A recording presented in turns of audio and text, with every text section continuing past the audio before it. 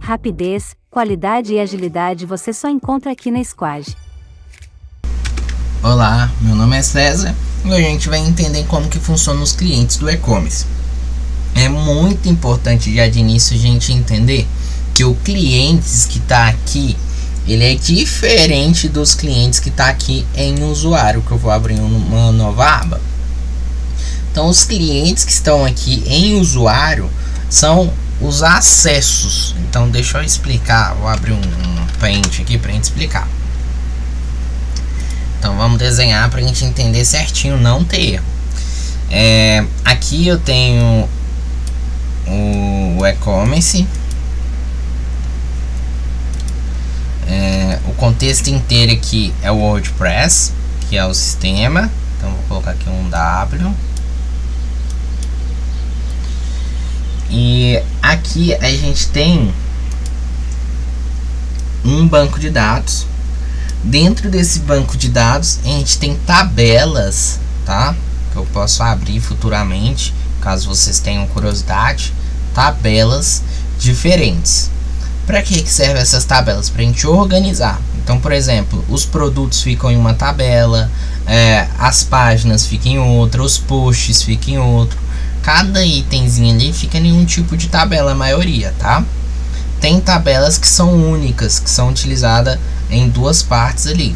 Mas o que eu quero explicar aqui agora? Então aqui eu tenho o e-commerce e aqui eu tenho o usuário.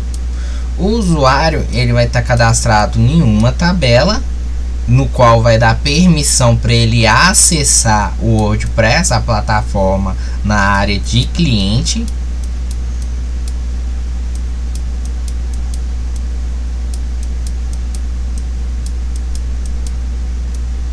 Tá? O desenho tá ridículo, mas vai dar para entender. E o e-commerce, ele tá na tabela de cima, no qual não dá acesso ao cliente a nada, mas sim vai ser um controle interno do admin, do administrador do site, tá? Então é importante a gente entender isso. Então quando eu faço o pedido, que a gente aprendeu na aula anterior, a gente faz o pedido aqui, ele cria automaticamente um usuário, mas esse um usuário ele é duplicado para essas duas tabelas, porque ele sabe que essas duas tabelas trabalham de formas diferentes, tá? Então agora vamos voltar aqui, ó. Se eu voltar aqui para o nosso site, a gente vai ver isso daqui, os usuários é uma tabela, porque ela não vai ter só cliente.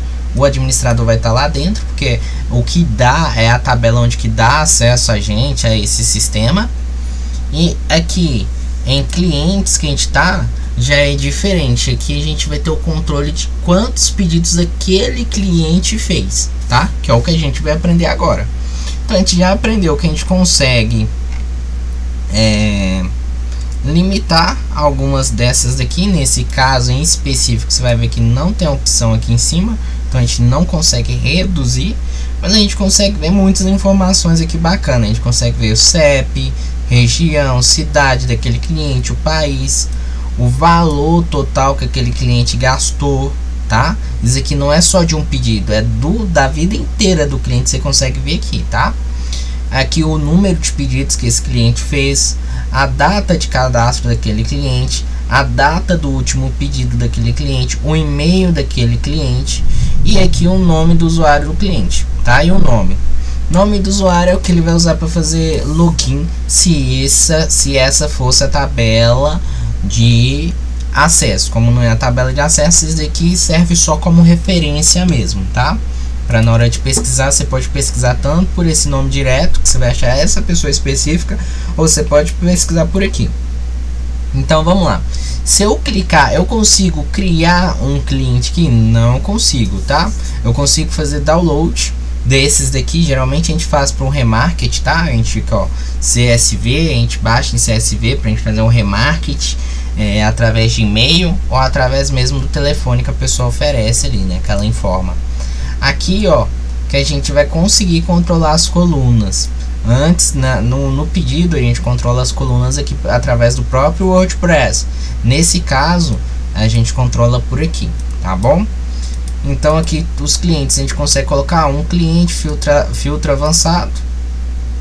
E aqui a gente consegue colocar uns filtros avançados, como total gasto, colocar os clientes que têm e-mails, clientes de tais países. A gente consegue fazer aqui, ó, ativos pelas últimas vezes e determinar quais foram as últimas vezes. Então aqui é bem tranquilo de mexer. Eu acho que eu não tenho que ensinar. Isso aqui você pode fuçar tranquilamente que não vai desconfigurar nada do site.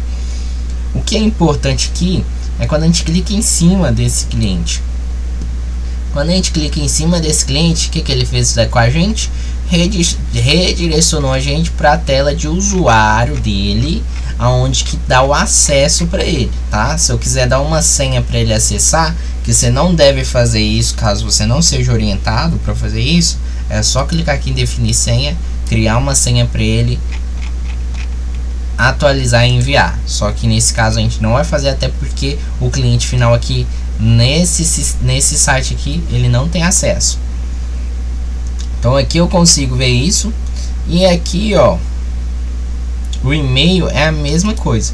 Então é basicamente isso. Aqui no e-mail ele já me dá até a opção de eu enviar, né, na verdade, enviar um e-mail para essa pessoa caso eu precise. Então é basicamente isso que ele me traz. Então é bem completinho o WooCommerce, ele é bem completo, ele é muito bom para várias coisas. Então aqui ele me traz número de clientes, pedidos médio, valor vitalício médio, valor por pedido médio. Então tive 100 pedidos, o valor médio foi R$20. Aqui vai estar notificando que o valor médio foi R$20.